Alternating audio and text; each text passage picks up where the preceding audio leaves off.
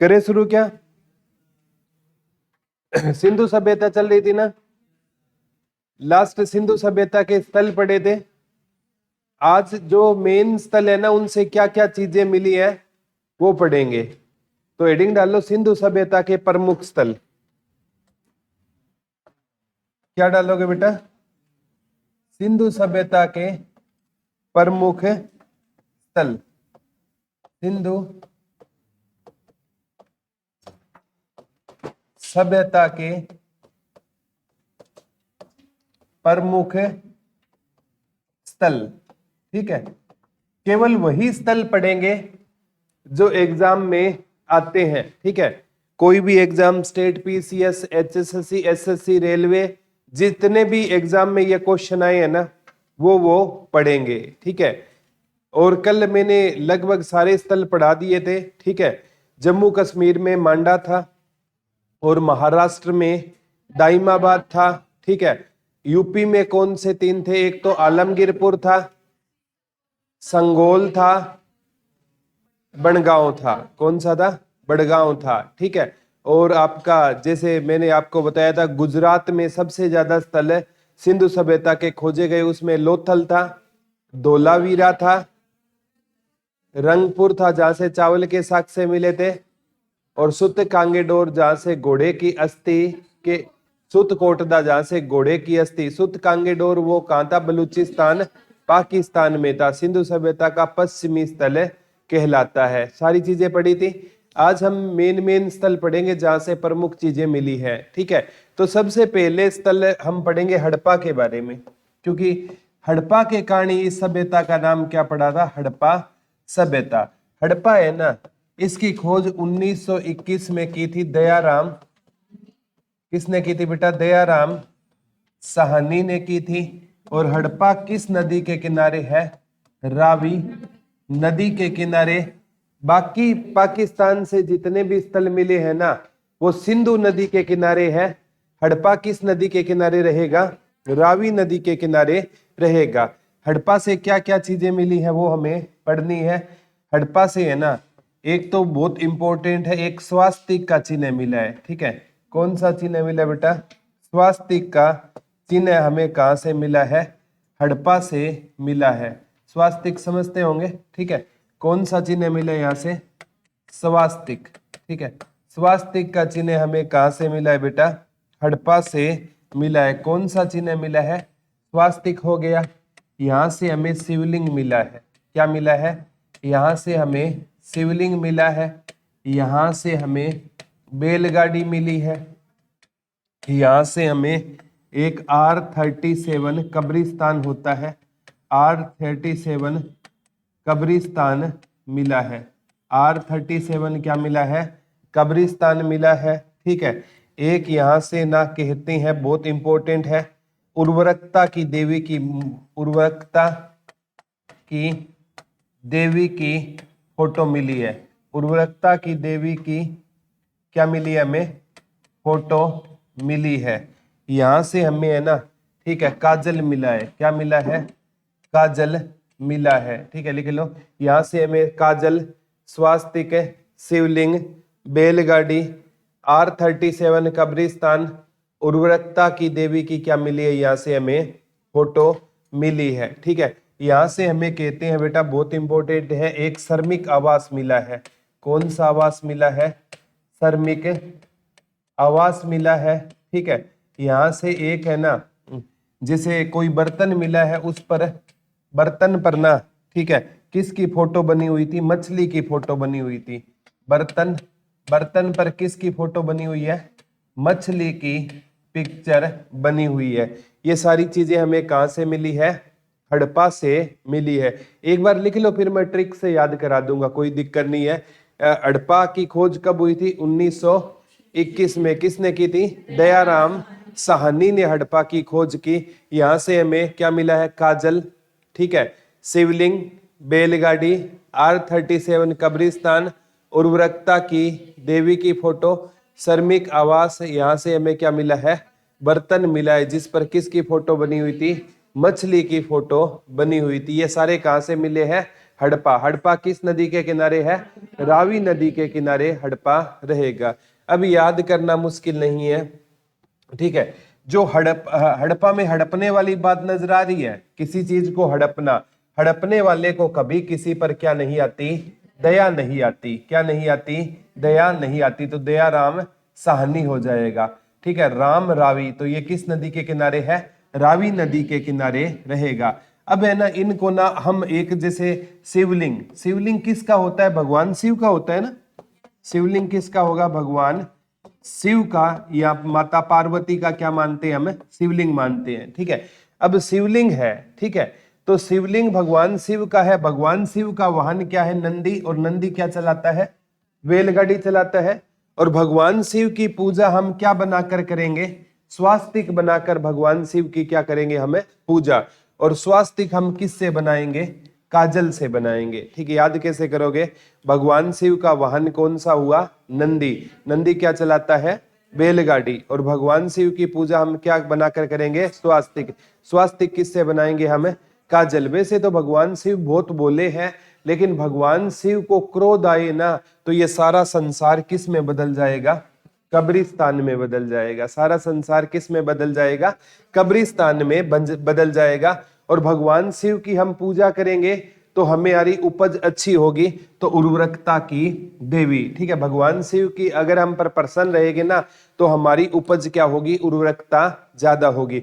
यहाँ से बेटा कहते हैं ऐसी फोटो मिली है, ऐसे जिसके ना मतलब कोक से ना मतलब पौधे निकल रहे थे, तो ऐसा माना जाता है ये किसकी देवी थी? उर्वरकता की देवी थी, ठीक है।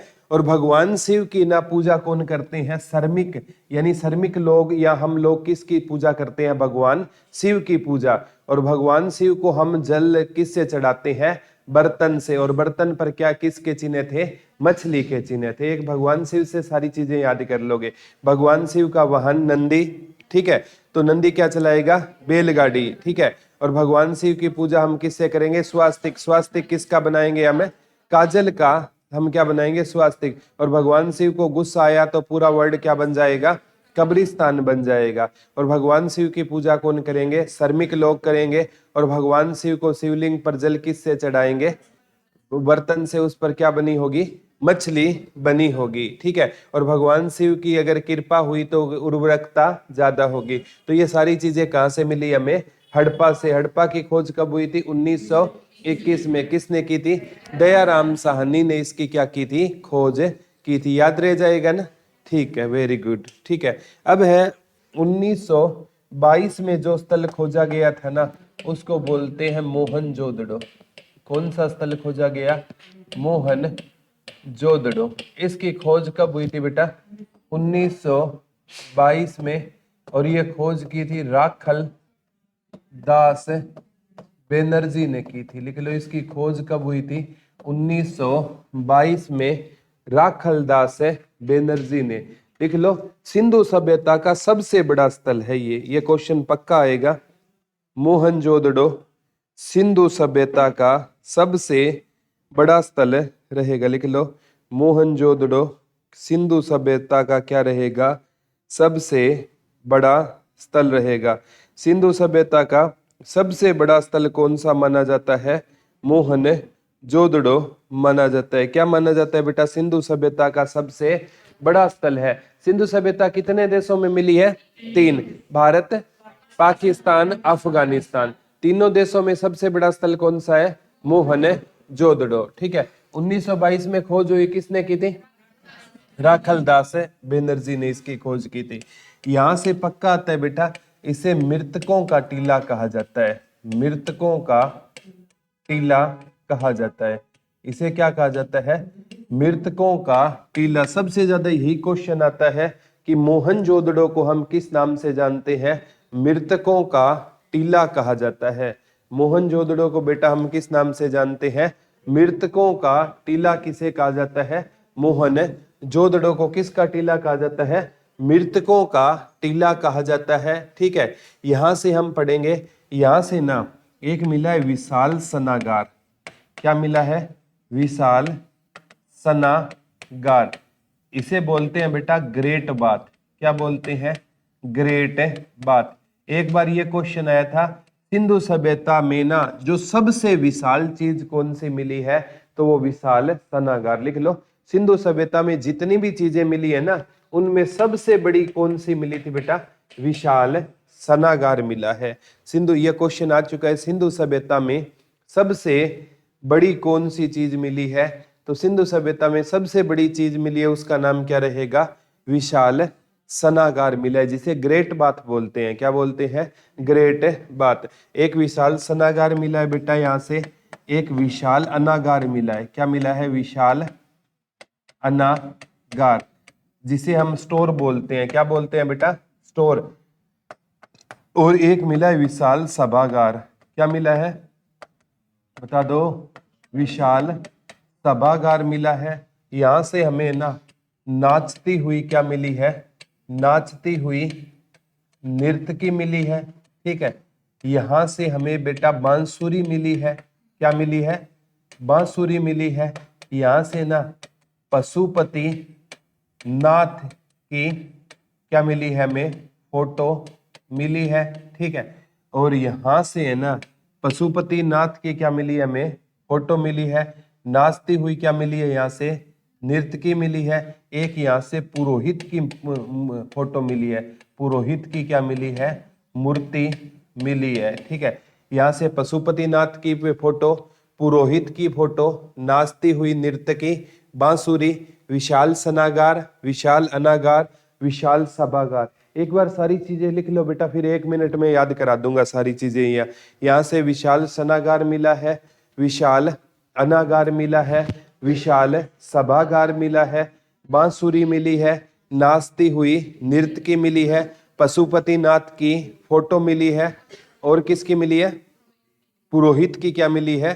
फोटो मिली है। ठीक है, और सिंधु सभ्यता में ना पुरोहित का स्थान क्या माना गया था? ऊंचा माना गया था। सिंधु सभ्यता में कहा जाता है जो पुरोहित का स्थान था ना, वो क्या माना गया बेटा? काफी ऊंचा माना गया था। अब याद कैसे करोगे? ठीक है, मोहन। ठीक है, मोहन माने क्या होता है? भगवान श्री कृष्ण होता है ना, भगवान श्री कृष्ण या राधा कृष्ण को हम कह देते हैं ना मोहन, कहते हैं कि नहीं होते हैं? मोहन होते हैं ना, वो अपने भक्तों के क्या होते हैं? दास होते हैं। ठीक है, जो भगवान श्री कृष्ण होते हैं ना, वो अपने भक्तों के क्या होते हैं?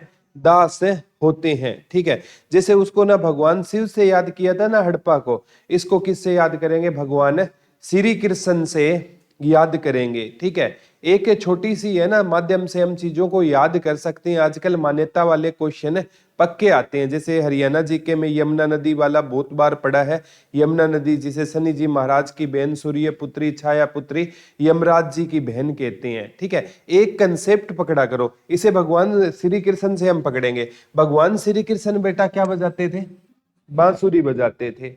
और भगवान श्री कृष्ण जब बांसुरी बजाते थे तो गोपियां नाचने लग जाती थी, तो नाचती हुई नर्तकी। मोहन यानी भगवान श्री कृष्ण क्या बजाएंगे? बांसुरी, तो गोपियां क्या करने लग जाती थी?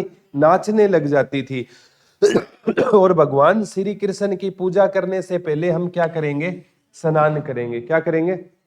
ऐसे तो नहीं है मुंह उठाया और मंदिर में चल दिए, ऐसे तो नहीं होता है ना। पहले नहाकर जाएंगे ना, स्नान करेंगे, और भगवान को हम क्या अर्पित करेंगे?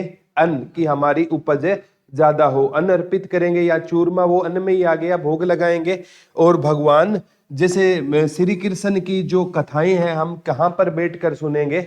सभा में बैठकर सुनेंगे। याद कैसे करोगे? मोहन, मोहन भक्तों के क्या होते हैं? दास। तो खोज करता राखल दास है बेनर्जी। ठीक है, और मोहन क्या बजाते हैं? बांसुरी। गोपियां नाचती, नाचती हुई नृत्य। भगवान श्री कृष्ण को हम क्या करेंगे? उनका सभा, ठीक है, मतलब सभा में उनकी सपीत सुनेंगे।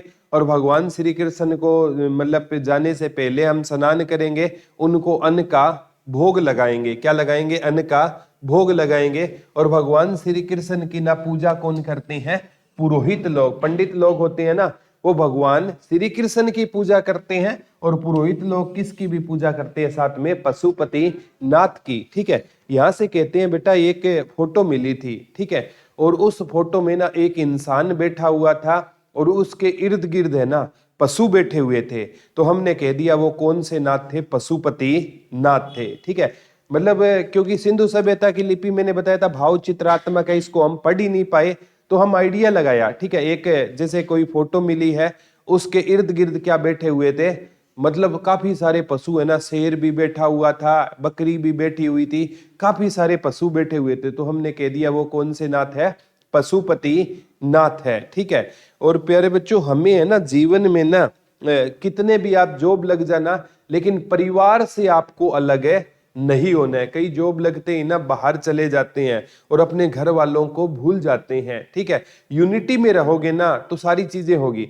जैसे भगवान शिव परिवार आपने देखा होगा, ठीक है।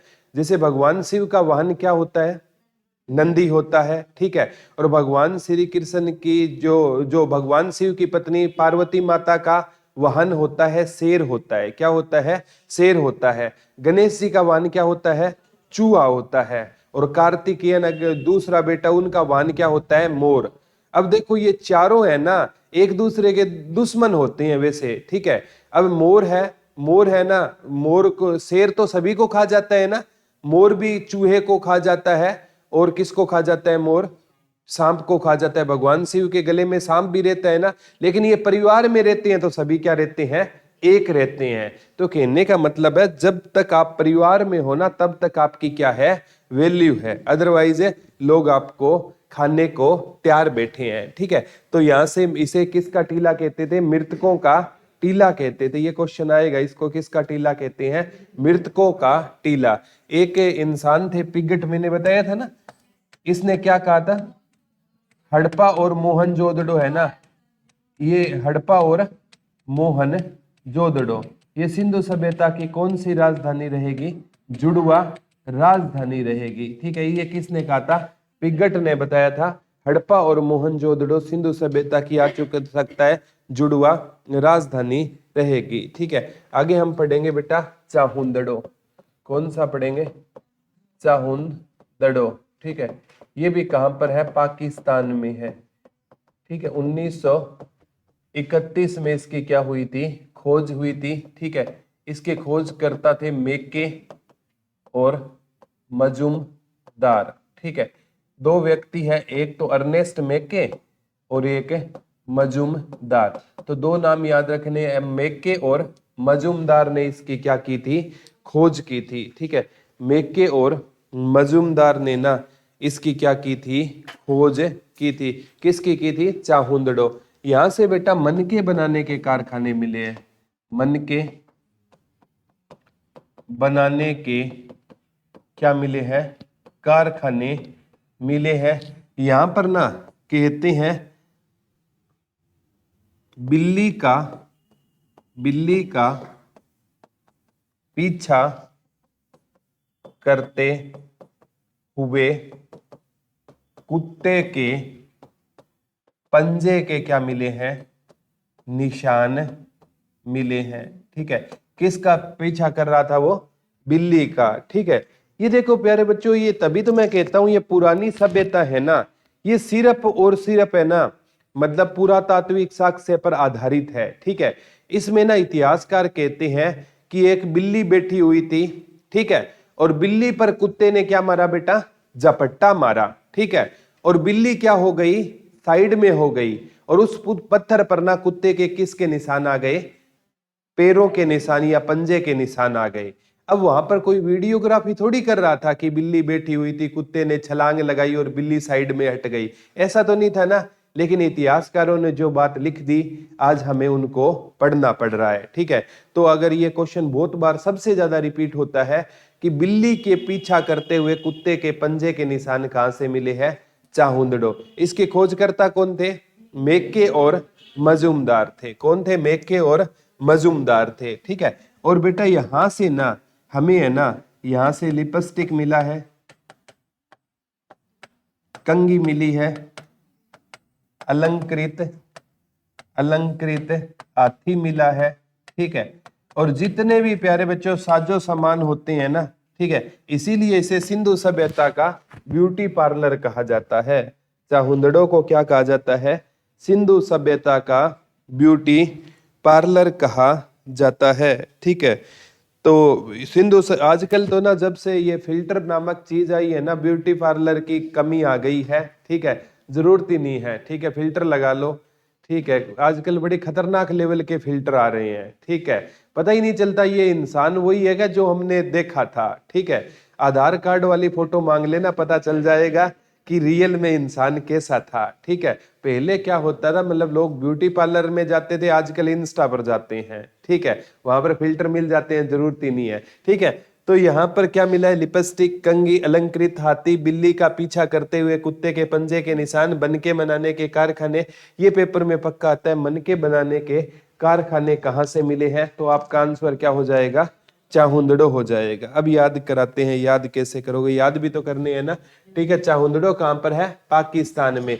खोजकर्ता कौन थे, मेक्के और मजूमदार ने इसकी क्या की थी, खोज की थी। याद करना मुश्किल नहीं है। चाहुंदड़ो में हमें चाहत नजर आ रही है। ठीक है, और चाहत किसके जैसी नहीं हो सकती थी, मजनू जैसी नहीं हो सकती थी। चाहत है ना, वो किस जैसी नहीं हो सकती थी, मजनू जैसी नहीं हो सकती थी। आपने लैला मजनू की स्टोरी सुनी होगी। ठीक है, नहीं सुनी तो कोई बात नहीं है, सुना देते हैं। ठीक है, फिर कभी सुनाएंगे, आज नहीं सुनाएंगे, टॉपिक पढ़ो। ठीक है, लैला मजनू है ना, मतलब इनके प्यार के किस्से बहुत फेमस हुआ करते थे। कहते हैं मजनू है ना, जीवन के अंतिम टाइम में पागल हो गया था, जब वो अपने प्यार को ना पाया। और मजनू है ना, अपने पैरों में घुंघरू बांधकर पागलों की तरह गलियों में घुमा करता था, और कुत्ते है ना उसके पीछे लग जाया करते थे। ठीक है, ऐसे हाल होते हैं पागलों के। ठीक है, प्यार में। ठीक है, तो ये बड़ी मार्मिक स्टोरी है। कहते हैं लैला जिस गली से गुजरती थी ना, मजनू उसके ना पैरों की मिट्टी को चूम लिया करता था। ये प्यार था। हो सकता है क्या आजकल चूम भी लोगे ना तो वो घर जाके कहेगी आंटी आपका बेटा मिट्टी खाता है। ठीक है, आजकल ये गलती भी मत कर देना, वो पुराना टाइम चला गया जब दिल सच्चे और मकान कच्चे हुआ करते थे। ठीक है, तो चाहत किस जैसी नहीं हो सकती, मजनू। तो मेक्के, मजूमदार। चाहत किस जैसी नहीं हो सकती, मजनू जैसी नहीं हो सकती। और मजनू है ना, ठीक है, और मजनू के पीछे कौन लग जाते थे, कुत्ते लग जाते थे। क्या लग जाते थे, कुत्ते लग जाते थे। और मजनू लैला के लिए लिपस्टिक, कंघी, अलंकृत हाथी और मन के ले जाया करता था, फिर भी प्यार पूरा नहीं हो पाया बेचारे का। ठीक है, तो ये चाहुंदड़ो कब खोजा गया, 1931 में चाहुंदड़ो की क्या हुई थी, खोज हुई थी। याद रह जाएगा ना, वेरी गुड। ठीक है, अब अपना एक बनावली है, ये भी लिख लो, बनावली। ठीक है, कब खोजा गया, बता दो। रविंदर सिंह बिष्ट ने खोज की थी। ठीक है, किसने खोज की थी, रविंदर सिंह बिष्ट। 1973-74 में। हर एक की खोज इंपॉर्टेंट नहीं है बेटा, मेन है ना हड़प्पा और मोहनजोदड़ो, ये मेन है। ठीक है, और सभी की खोज कब हुई ये इंपॉर्टेंट नहीं है, लेकिन ना इसके खोज करता याद रखना, रविंदर सिंह बिष्ट, RS बिष्ट आता है। ठीक है, RS बिष्ट। RS बिष्ट का पूरा नाम क्या है बेटा, रविंदर सिंह बिष्ट। RS बिष्ट ने इसकी क्या की थी, खोज की थी। किसकी खोज की थी, बनावली की खोज की थी। और बनावली है ना, सिंधु सभ्यता का लिख लो विकसित स्थल है। बनावली सिंधु सभ्यता का कौन सा स्थल रहेगा, विकसित स्थल रहेगा। और बनावली आपका फतेहाबाद हरियाणा में रहेगा। बनावली कहां पर रहेगा आपका, फतेहाबाद, बता दो, फतेहाबाद हरियाणा में कौन सा रहेगा आपका, बनावली रहेगा। कहां पर रहेगा बनावली आपका, फतेहाबाद हरियाणा में रहेगा। यहां से ना कहते हैं बेटा, यहां से मिट्टी का हल, मिट्टी के खिलौने, मिट्टी का हल, मिट्टी के खिलौने यहां से जले हुए जौ के साग से मिले हैं। ठीक है, और यहां से ना एक इंपॉर्टेंट है, ठीक है, तंदूर और पक्की टाइलें, तंदूर और पक्की टाइलों के क्या मिले हैं, अवशेष मिले हैं। बनावली से क्या मिला है बेटा, मिट्टी का हल मिला है। ठीक है, मिट्टी के खिलौने मिले हैं, जले हुए जौ के साग से मिले हैं। ठीक है, और यहाँ तंदूर व पक्की टाइलें मिली है। ठीक है, तंदूर व पक्की टाइलें मिली है। बनावली कहाँ पर रहेगा आपका, फतेहाबाद हरियाणा में कौन सा रहेगा, बनावली रहेगा। बनावली कहाँ पर रहेगा आपका, फतेहाबाद हरियाणा में कौन सा रहेगा आपका, बनावली रहेगा, याद रह जाएगा ना। यहां से मिट्टी का हल, मिट्टी के खिलौने, ठीक है, जले हुए जो तंदूर व पक्की टाइलें, मिट्टी का हल, मिट्टी के खिलौने, जला हुआ जो तंदूर व पक्की टाइलें मिली है। ये तो अपना है, अपने वाला तो याद हो जाएगा ना, ठीक है। बनावली कहां पर है आपका, फतेहाबाद में रहेगा। एक राखी गढ़ी है ना, वो हिसार में है, राखी गढ़ी ये कहां पर है बेटा, हिसार में है। और इसकी खोज करता थे डॉक्टर सूरजभान। किसने की थी, डॉक्टर सूरजभान ने की थी। यहां से ना तांबे के उपकरण मिले हैं, तांबे के क्या मिले हैं, उपकरण मिले हैं। राखी गढ़ी कहां पर रहेगा, हिसार में रहेगा। और राखी गढ़ी है ना, यहाँ इसकी खोजकर्ता कौन थे, डॉक्टर सूरजभान थे। राखी गढ़ी की खोजकर्ता कौन होते थे, डॉक्टर सूरजभान होते थे। और ये ना सिंधु सभ्यता का क्या माना गया, भारत में सबसे बड़ा स्थल माना गया, भारत में सबसे बड़ा स्थल माना गया, ठीक है। जब क्या नहीं मिला, धोलावीरा से खेल स्टेडियम। अब सबसे बड़ा स्थल पूछे ना, वर्तमान में कौन सा है बेटा, धोलावीरा। कहां पर है धोलावीरा, गुजरात में है, ठीक है। अभी है ना, अगर धोलावीरा ऑप्शन में आई तो धोलावीरा करना है, और ऑप्शन में अभी तक धोलावीरा नहीं आ रहा, तो राखी गढ़ी है ना, सिंधु सभ्यता का भारत में सबसे बड़ा स्थल है माना जाता है। अगर क्या ऑप्शन में ना आए बेटा, धोलावीरा ऑप्शन में ना आए, तो राखी गढ़ी सिंधु सभ्यता का आज भी क्या माना जाता है, सबसे बड़ा स्थल है माना जाता है। राखी गढ़ी कहां पर रहेगा आपका, हिसार में रहेगा। राखी गढ़ी कहां पर रहेगा आपका, हिसार में रहेगा। और ये सिंधु सभ्यता का क्या माना जाता है, सबसे बड़ा स्थल माना जाता है। एक नंबर पर बड़ा हो गया धोलावीरा, और दूसरे पर कौन सा हो गया, राखी गढ़ी हो गया, ठीक है। तो ये इंपॉर्टेंट है बेटा। और अब है कालीबंगा, कहां पर है, कालीबंगा, ठीक है। कहां पर रहेगा बेटा, राजस्थान में रहेगा। इसके खोज करता थे वीबी लाल, ए.के. घोष और थापर। बीबी लाल, ए.के. घोष और थापर। यहां से हमें काली चूड़ियां मिली है, ठीक है। यहां से हमें अग्निकुंड मिला है, ठीक है। और यहां से लिख लो बेटा एक मतलब काली चूड़ियों के कारण इसका नाम क्या पड़ा था, कालीबंगा। यहां से कहते हैं जुते हुए खेतों के साक्ष्य मिले हैं, ठीक है। यहां से लिख लो, जुते हुए खेतों के साक्ष्य हमें कहां से मिले हैं, कालीबंगा से। लिख लो, कालीबंगा से हमें किसके साक्ष्य मिले हैं, जुते हुए खेतों के साक्ष्य मिले हैं। और यहां से हमें भूकंप के प्रमाण भी मिले हैं। यहां से जुते हुए खेतों के साक्ष्य मिले हैं और भूकंप के प्रमाण भी मिले हैं, ठीक है। लिख लो, यहां से हमें जुते हुए खेतों के साक्ष्य मिले हैं। किसके साक्ष्य मिले हैं, जुते हुए खेतों के साक्ष्य, और किसके प्रमाण, भूकंप के प्रमाण मिले हैं। भूकंप के क्या मिले हैं, प्रमाण। कालीबंगा है ना, सभी की खोज इंपॉर्टेंट नहीं है। 1953 में इसकी खोज हुई थी।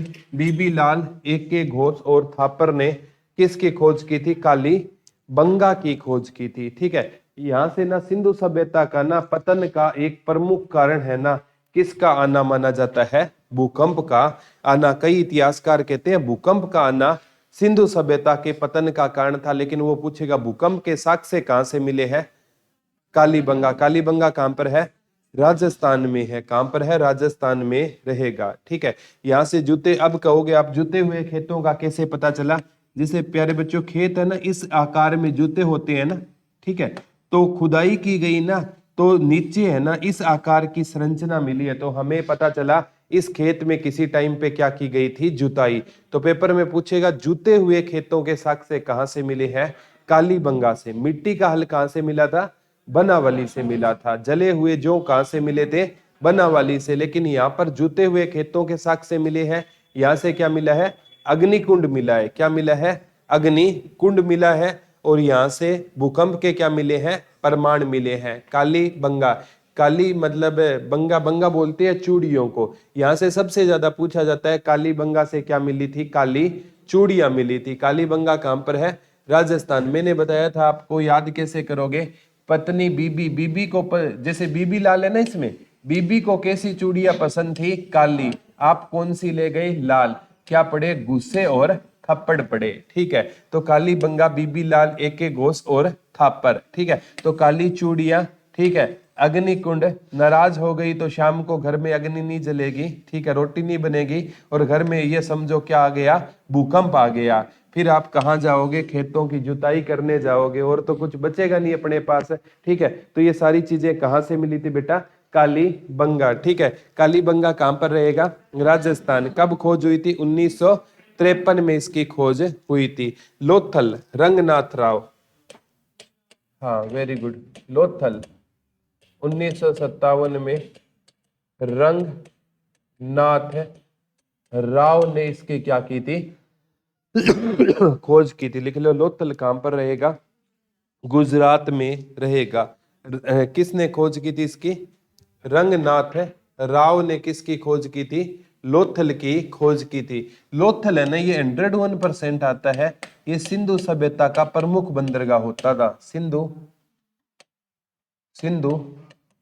सभ्यता का प्रमुख बंदरगाह कौन सा होता था? लोथल होता था। बंदरगाह को बोला जाता है बेटा गोदीवाड़ा। क्या बोला जाता था? गोदीवाड़ा। लिख लो, सिंधु सभ्यता का प्रमुख बंदरगाह या गोदीवाड़ा कौन सा था? लोथल था। सिंधु सभ्यता का प्रमुख बंदरगाह या गोदीवाड़ा कौन सा होता था बेटा? लोथल होता था। लोथल से पक्का आएगा। ठीक है, खोज कब हुई थी इसकी? 1957 में। किसने की थी? रंगनाथ राव ने की थी। यहां से लिख लो, चावल और हाथी दांत, अग्निकुंड और 3। यहां से हमें चावल, हाथी दांत, यहां से हमें चावल, हाथी दांत। ठीक है, यहां से भी हमें अग्निकुंड मिला है, लेकिन अग्निकुंड वो फेमस कहां का था? कालीबंगा वाला। 3 युगल समाधान, 3 युगल समाधान मिला है। 3 युगल समाधान यानी एक ऐसा कब्रिस्तान मिला है जिसमें कितनों शवों को रखा गया था? 3। लोथल लिख लो, रंगनाथ राव, बंदरगाह गोदीवाड़ा, चावल, अग्निकुंड, हाथी दांत। 3 युगल समाधान कहां से मिले हैं? तब आपका आंसर क्या हो जाएगा? बता दो। लोथल से। लोथल कहां पर रहेगा आपका? गुजरात में रहेगा। लोथल कहां पर रहेगा? गुजरात में रहेगा। लोथल कहां पर रहेगा? गुजरात में रहेगा। बहुत बार पूछा गया, लोथल कहां पर रहेगा? गुजरात में रहेगा। ठीक है, यहां से ये सिंधु सभ्यता का प्रमुख क्या होता था? बंदरगाह नहीं आएगा तो पतन आएगा, पतन ना आए तो गोदीवाड़ा आएगा। या तो बंदरगाह आएगा, या पतन आएगा, या गोदीवाड़ा। 101% ये क्वेश्चन आएगा। सिंधु सभ्यता का प्रमुख बंदरगाह कौन सा होता था? लोथल होता था। लोथल कहां पर है? गुजरात में रहेगा। ठीक है, यहां से अग्निकुंड मिला है। 3 युगल समाधान, यानी 3 युगल समाधान एक ऐसी कब्र मिली है जिसमें एक साथ कितने शव थे? 3 शव थे। ये पहली एक R37 कब्रिस्तान कहां से मिला था? हड़प्पा से मिला था। कहां से मिला था? हड़प्पा से। कौन सा कब्रिस्तान मिला था? R37 कब्रिस्तान मिला था। यहां से 3 क्या मिले हैं? युगल समाधान मिले हैं। ठीक है, तो ये जो आपका लोथल कहां पर है? गुजरात में। 1957 में खोजकर्ता कौन थे? रंगनाथ राव। ठीक है, सभी की खोजकर्ता भी इंपॉर्टेंट नहीं है, लेकिन कोई चीज याद रखना। एक मैंने बताया था सुत सुर कोट दा। ठीक है, ये कहां पर रहेगा आपका? गुजरात में रहेगा। यहां से घोड़े के अस्थि पिंजर मिले हैं। घोड़े के अस्थि पिंजर या घोड़े के अवशेष, हड्डियां। ठीक है, एक यहां से तराजू मिला है। ठीक है, सुरकोटदा। सुरकोटदा कहां पर है? गुजरात में रहेगा। सुरकोटदा कहां पर रहेगा? गुजरात में रहेगा। यहां से घोड़े की क्या मिली है बेटा? अस्थियां मिली है, या घोड़े का अस्थि पिंजर मिला है। घोड़े का क्या मिला है? अस्थि पिंजर मिला है, ठीक है। और यहाँ से क्या मिला है, एक तराजू मिला है। क्या मिला है, एक तराजू मिला है, ठीक है। यहाँ से क्या मिला है बेटा, एक तराजू। मैंने कहा था सिंधु सभ्यता के लोग व्यापारी थे, तो व्यापारी थे तो तराजू तो मिलेगा ही ना, ठीक है। तो तराजू कहां से मिला है, सुरकोटदा से। घोड़े से सिंधु सभ्यता के लोग है ना इतने ज्यादा परिचित बेटा नहीं थे, लेकिन ये हो सकता है क्योंकि ये लोथल के पास है, गुजरात में है, हो सकता है घोड़ा इंपोर्ट और एक्सपोर्ट के लिए यहाँ पर आया हो और रास्ते में वो मर गया हो, तो इसके क्या मिले हैं, यहाँ से अस्थि पिंजर मिले हैं, ठीक है। तो एक धोलावीरा भी गुजरात है, वहां से खेल स्टेडियम कर लेना, धोलावीरा। वहां से अभी वर्तमान में क्या मिला है, खेल स्टेडियम मिला है। और ये वर्तमान में सिंधु सभ्यता का क्या बन गया है, सबसे बड़ा स्थल बन गया। लिख लो, धोलावीरा से क्या मिला है, खेल स्टेडियम मिला है। धोलावीरा से लिख लो क्या मिला है, खेल स्टेडियम मिला है। और ये सिंधु सभ्यता का कौन सा स्थल बन गया है, सबसे बड़ा स्थल बन गया है। अभी सिंधु सभ्यता का सबसे बड़ा स्थल कौन सा रहेगा, धोलावीरा रहेगा। एक लिख लो रंगपुर। रंगपुर भी कहां पर है, गुजरात में। रंगपुर भी कहां पर है बेटा, गुजरात में रहेगा। रंगपुर कहां पर रहेगा, गुजरात में रहेगा, ठीक है। यहां से भी चावल के साग से मिले थे ना, धान की भूसी लिख लो, धान की भूसी के साग से मिले हैं, ठीक है, या चावल। यहां से हमें जवार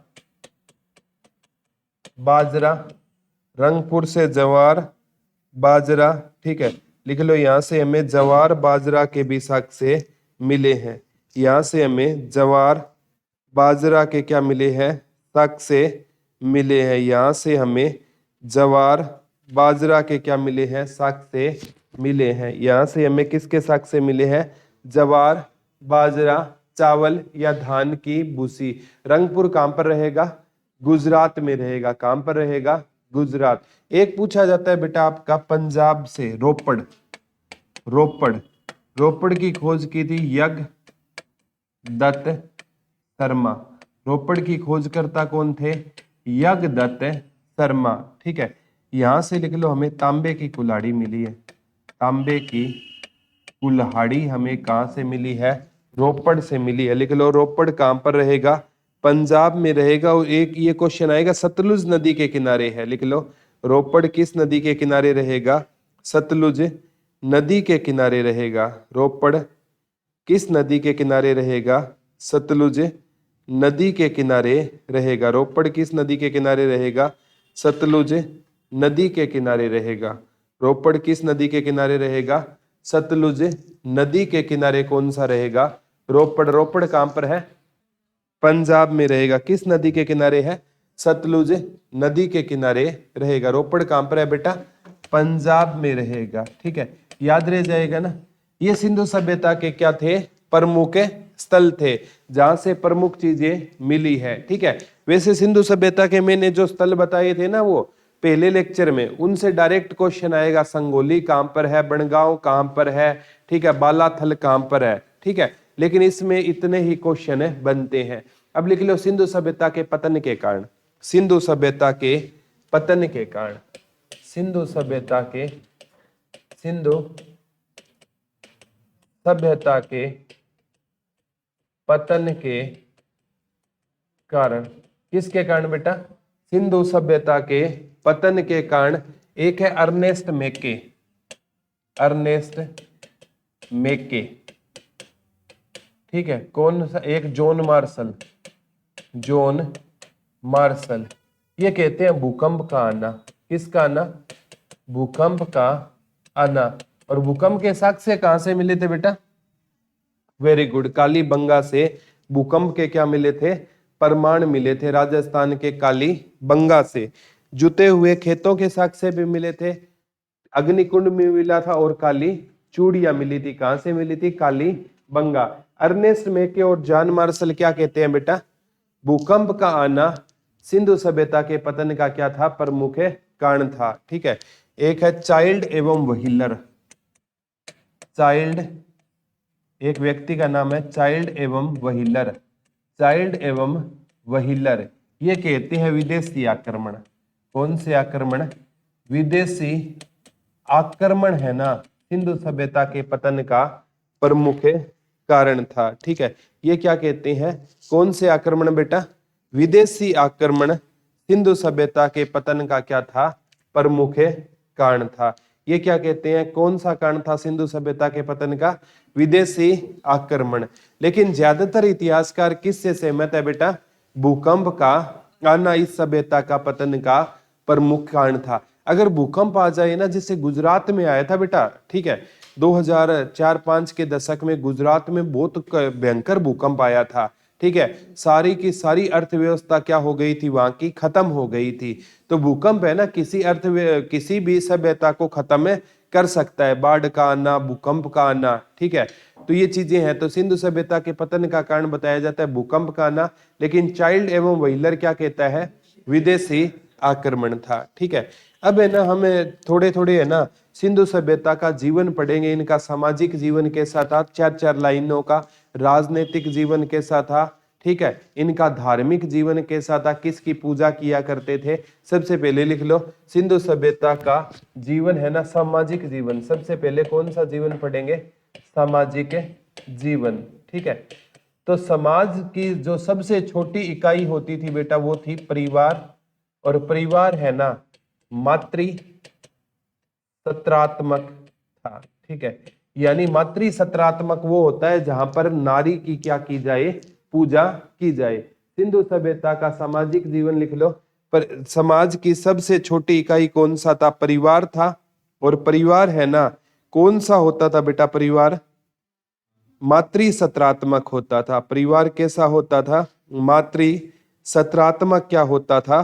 परिवार होता था। ठीक है, और यहाँ के लोग लिख लो शांति प्रिय थे, शाकाहारी और मांसाहारी दोनों प्रकार के थे।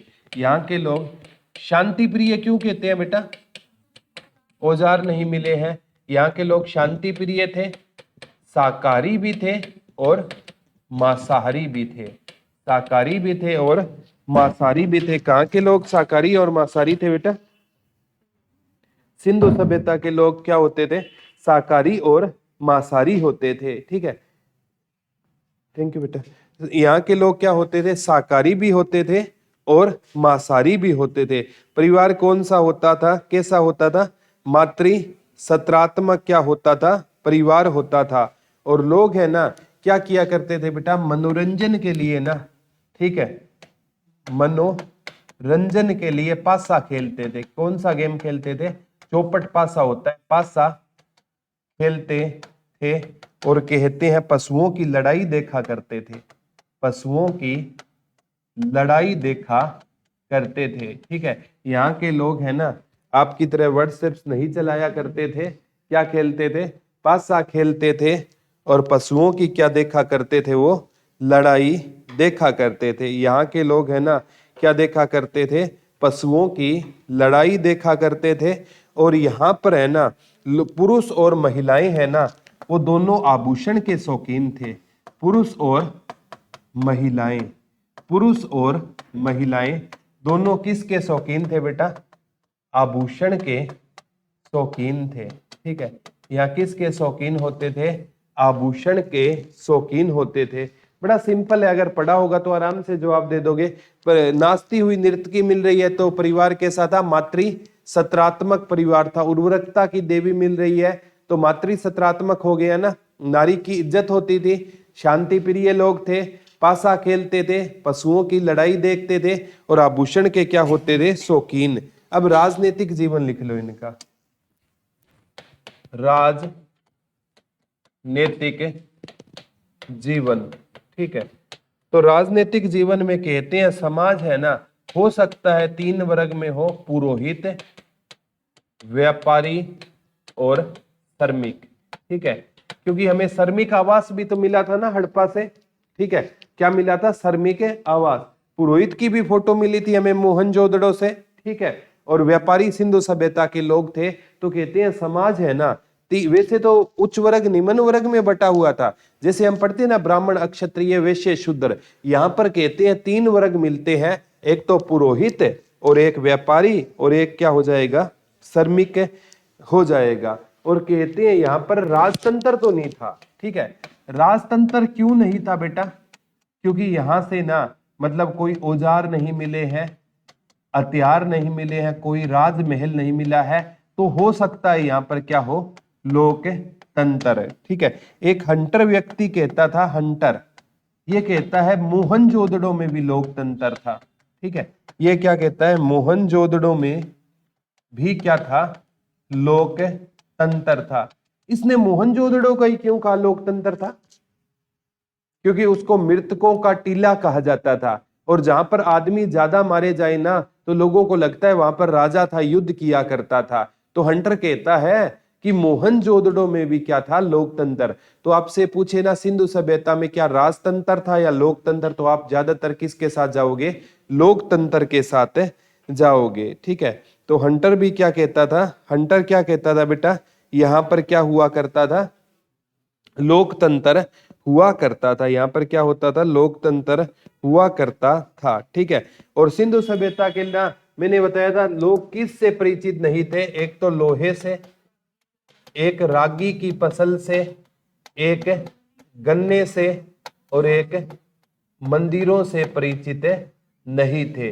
विश्वविद्यालय मिला है सिंधु सभ्यता में। ठीक है, तो यहाँ सिंधु सभ्यता के लोग किससे परिचित नहीं थे, ये क्वेश्चन आएगा बेटा। सिंधु सभ्यता के लोग, ये लोहा वाला तो आ गया, लोहा, रागी की फसल, गन्ना और मंदिरों से परिचित नहीं थे। लिख लो, लोहा, गन्ना, रागी की फसल और किससे परिचित नहीं थे, गन्ने से परिचित नहीं थे। ठीक है, अब इनका कौन सा जीवन पढ़ेंगे, आर्थिक जीवन। ठीक है, सामाजिक हो गया, राजनीतिक हो गया, कौन सा जीवन है, आर्थिक जीवन। ठीक है, गन्ने से परिचित नहीं थे, रागी की फसल से परिचित नहीं थे, लेकिन गेहूं से थे, गेहूं, जौ, बाजरा, चावल। और व्यापार किस प्रणाली द्वारा करते थे बेटा, वस्तु विनिमय प्रणाली द्वारा क्या किया करते थे, ये व्यापार किया करते थे। ठीक है, ये किससे व्यापार करते थे, कृषि से परिचित थे, जुताई से परिचित थे। ठीक है, लेकिन लोहे की क्या नहीं हुई थी, खोज नहीं हुई थी। ठीक है, तो यहां से जैसे बनावली से हमें मिट्टी का हल मिला था ना, रंगपुर से हमें क्या मिले थे, रंगपुर और लोथल से हमें क्या मिले थे, चावल मिले थे। तो कहने का मतलब ये गेहूं, जौ, बाजरा से क्या होते थे, परिचित होते थे। कालीबंगा से भी हमें जुते हुए खेतों के क्या मिले हैं, साक्ष्य से मिले हैं। ठीक है, और ये कहते हैं बेटा सूती वस्त्र और हाथी दांत का निर्यात करते थे। सिंधु सभ्यता के लोग है ना, किसका निर्यात करते थे विदेशों में, सूती वस्त्र और हाथी दांत, हाथी दांत। अलंकृत हाथी मैंने बताया था ना बेटा, चाहुंदड़ों से क्या मिला था, अलंकृत हाथी मिला था। एक जगह और हाथी का वर्णन आया था, अगर आपने पढ़ा हो तो आज ही पढ़ाया है, कॉपी पलट के देख लो। हाथी का दो जगह बताया है, एक जगह तो अलंकृत हाथी मिला था, कहां से मिला था, हल्लोथल से। क्या मिला था, हाथी दांत मिले थे। क्या मिले थे, हाथी दांत। तो ये सूती वस्त्र और हाथी दांत का क्या किया करते थे, निर्यात किया करते थे। लिख लो, ये व्यापार है ना मध्य एशिया, ईरान, अफगानिस्तान, ये व्यापार किससे करते थे, मध्य एशिया से, पश्चिम एशिया से। ये व्यापार देशी व्यापार भी था, विदेशी था। मध्य एशिया, पश्चिम एशिया, ठीक है, ईरान और अफगानिस्तान के साथ क्या किया करते थे, ये व्यापार किया करते थे। ठीक है, ये कहते हैं बेटा टीन है ना वो अफगानिस्तान से मंगाते थे। ये टीन है ना कहां से मंगवाते थे, अफगानिस्तान से लेकर आते थे या मंगवाते थे।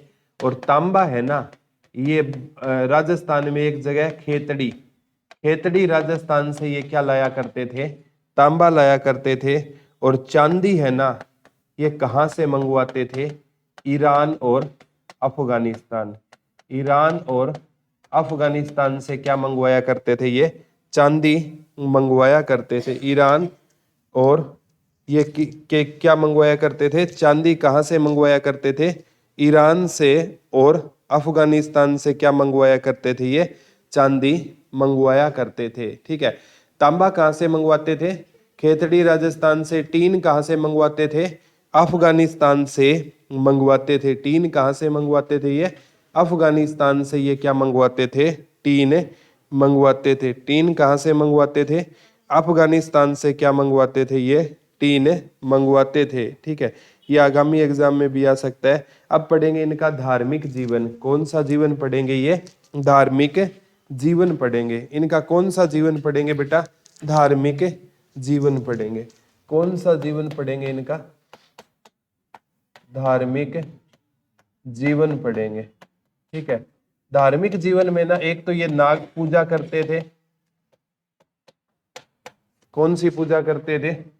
एक ये लिंग और योनि पूजा किया करते थे। एक ये मातृ देवी की पूजा किया करते थे, मातृ देवी। एक ये उर्वरकता की देवी की पूजा किया करते थे।